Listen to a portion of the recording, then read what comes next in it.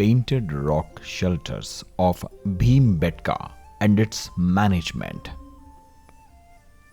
Nestled in the dense forests and rocky outcrops of Madhya Pradesh is the prehistoric archaeological wonder of Bhimbetka. This UNESCO World Heritage Site holds the key to the first cuts of cultural legacy that dates back to thousands of years. The richness of Bhimbetka's rock art not only showcases the cultural and artistic prowess of ancient communities, but also unveils a deep connection between humans and their environment. As we explore these prehistoric outdoor galleries, we will be transported to a time when early humans sought to communicate and express themselves through vivid colors and motifs. In our Bleach Talk today, to gain an in-depth knowledge on the rock shelters of Bhimbetka, we bring you and introduce through our eminent scholar, Dr. S.B. Ota, former Joint Director General, ASI, Tagore National Fellow, and recipient of numerous awards in the field of archaeology and conservation. Dr. S.B. Ota has been instrumental in declaring Bhimbetka as UNESCO World Heritage Site. This is not the map which encompasses all the sites, but some of the major sites. Still, every year there are new sites that come out. Now, this site, in fact, discovered by Vishnu Sridhar Vakanka. He was a Padma Shri awardee and he's no more. He discovered it way back in 1957. That was just imagine. It was thickly forested and the train line passes very close to this Bhimbetka.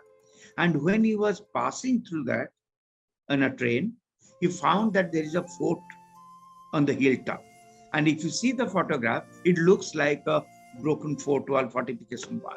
So he was under the impression that it was a fort. Then he got down in the next stop and went for the exploration. He was an excellent explorer. These are all separate hills. And these 5 hills have got the paintings, including the 6 has got the paintings. But the Archaeological Survey of India has protected these 5 groups. We call it a 5 groups. And it has got the different names as well. And these 5 groups have been protected. Like number 1, which is called Bhimbetka, number 2, Bharavali, number 3 is a Bhimbetka. If any one of us, few have visited Bhimbetka, they must have seen only the 3rd group. And the other groups might not have seen because there is no direct approach one has to climb on the hills and walk through the forest.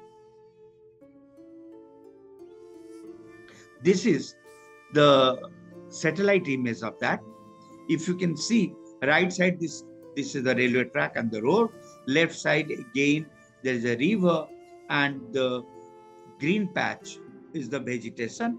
And vegetation is under cultivation. And the complete red, this is a satellite image interpretation, and the red color is for the thick forest. And in between this, you will find the shelters. It got protected by the Archaeological Survey of India. So late.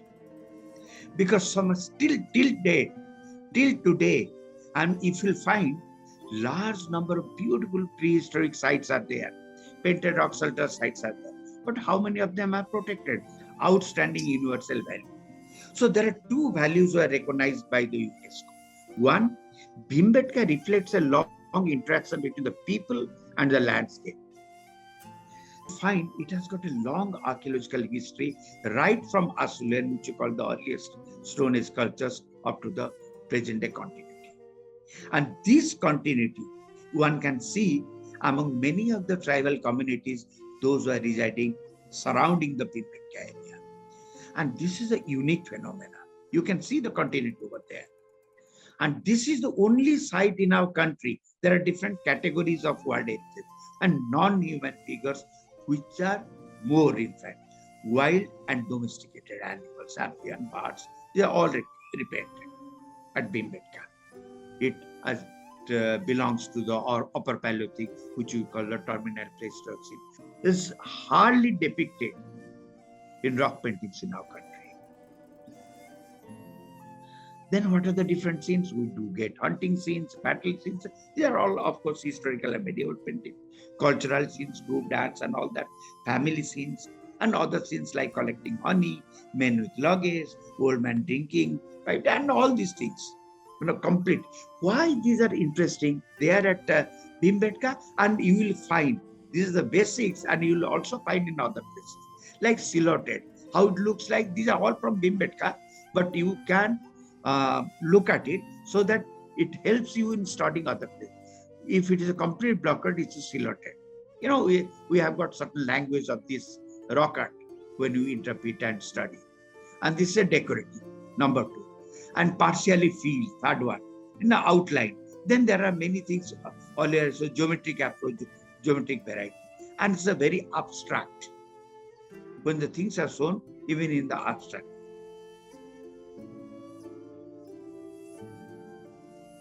Diversified, different from usual way of managing archaeological heritage. All of you know what is a conservation. Conservation means we do little bit interference. Wherever something is crumbling, we repair it and all that, which you call intervention. Little bit intervention we do so that the structure remains there. There are 21 villages. There are 15 different tribal villages, 6 non-tribal villages are there in the country. There are different communities, Gons, Bilala, many other communities. And they have got the excellent culture. This is one of the areas where we get, which you call, wild rice. Wild rice in the jungle itself, in the forest itself, rice grows. This is a wild rice. Now, the moment it comes to the management of Bhimbetka, keeping in view the terms and conditions of the UNESCO when it was declared the World Heritage, we have got the responsibility of several fold. What are the things we will have to preserve? Besides the archaeological heritage, the paintings and rock sculptures, we will have to preserve the natural heritage, because nowhere the natural heritage can be separated from the archaeological heritage. Forest fire can be natural, can be man-made, human-made, man-made, wood cutting man-made, cattle grazing man-made, forest air, mela, sort of thing, man-made, vehicle, all these mostly are man-made. That means if I go for a community involvement, I can resolve it.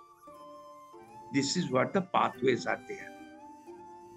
You walk on that pathway, you cannot go here and there, you can visit the different different caves and rock shelters. When we enter into the shelters, within that we are not given the pathway. So this is the auditorium. When you walk, it has got a tremendous deposit of the past. Almost 4-5 meters deposit right from Asulian up to the Mesolithic and latter age. Once you start walking, a lot of thousands of visitors are coming. It started eroding. Now eroding, many of the artifacts got exposed.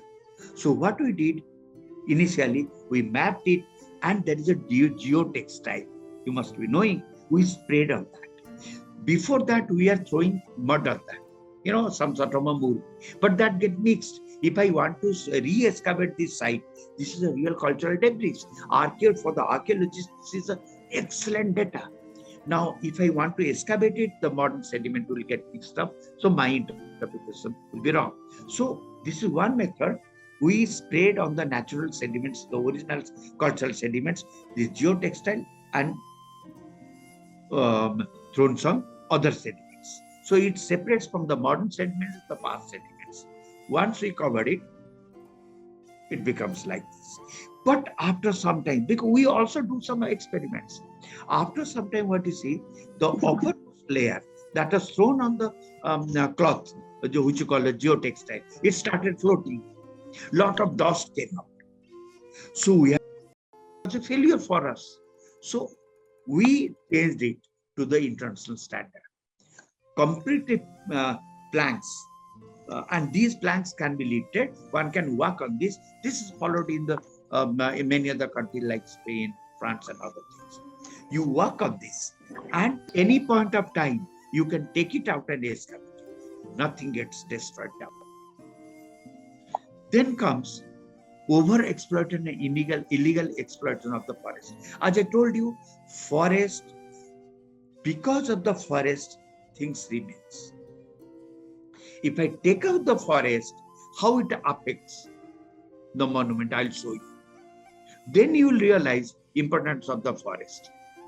Why should we preserve the forest? First thing comes, the forest is whose forest? It's the local people. If you see in the depiction, people are taking the cattle to the forest and all that. Those are depicted in the past historical Mesolithic period and all that Chalcolithic period. And the tradition still continues. But what is happening? It's an over-exploitation. Because tribal people are not responsible. In many parts of the India, what happens? They have got hardly 1 or 2 cattle. They take it to the forest. Nothing happens. And once there is a large number of cattle, they get into the forest. These tribal people, they take. Wherever these cattle they stay, you can see the patches, and plant never grows there. Trees never grow there completely. And these beautiful springs get spoiled because of hundreds and hundreds of cattle drinking water and all that, cow dung getting and all that. That creates a problem, and the local people, they are unable to drink water from here. Likewise, wood cutting. These tribal people, how much wood they want? Very little. But there is an over-exploitation of the tree cutting of the trees because of the outside people. There are illegal tree felling. They burn it. There are also like a brick killing. They are not by the tribals, outside people. So we throw all the responsibility on the tribals, but they are not. They require a little bit wood and all that for their requirement. We people engage them to exploit the forest, over-exploit the forest. And all these forest fires that I studied, these are all intense manner, not by the natural fire. What they do, they cut the trees, and the evidence to go away, they burn it. So that needs to be studied. So what we did, those are the people, tribal people engaged in tree cutting and all that. We told them how much they get monthly, hardly 500, 600, thoroughly exploited by the outside people. We people put them in our work. You people come to us, to ASI, and protect your forest. And we'll pay you something like that. At the time, we were paying something like 5,000 rupees or 4,000 rupees. It was quite a handsome for them.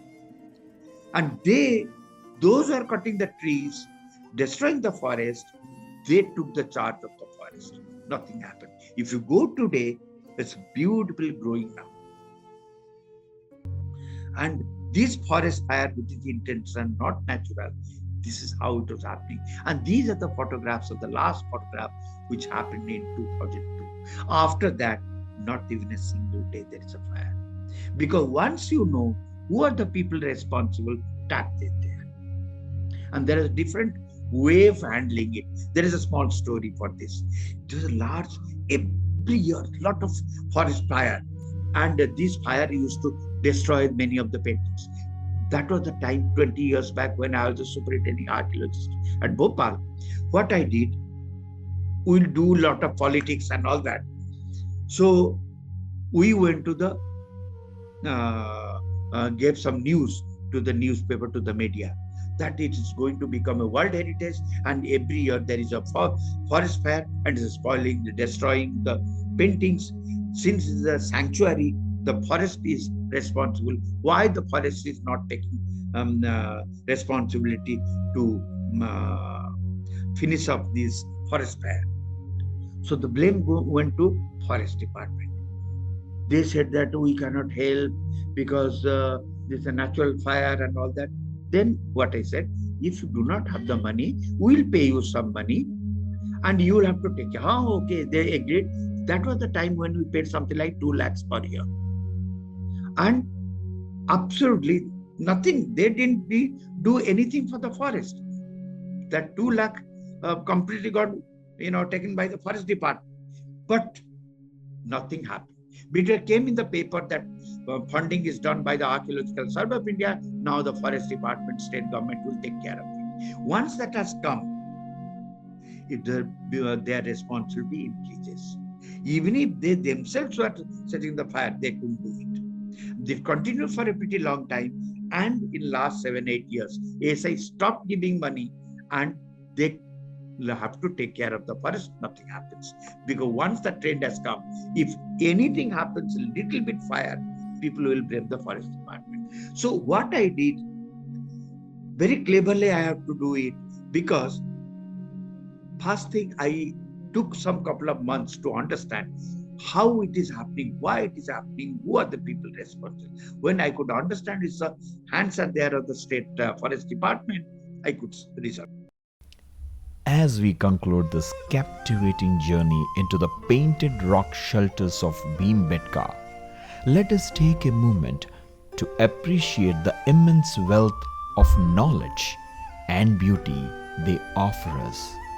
These ancient rock caves are nothing but canvases, bridge that gap between our modern world and the distant past, connecting us to the rich tapestry of human history.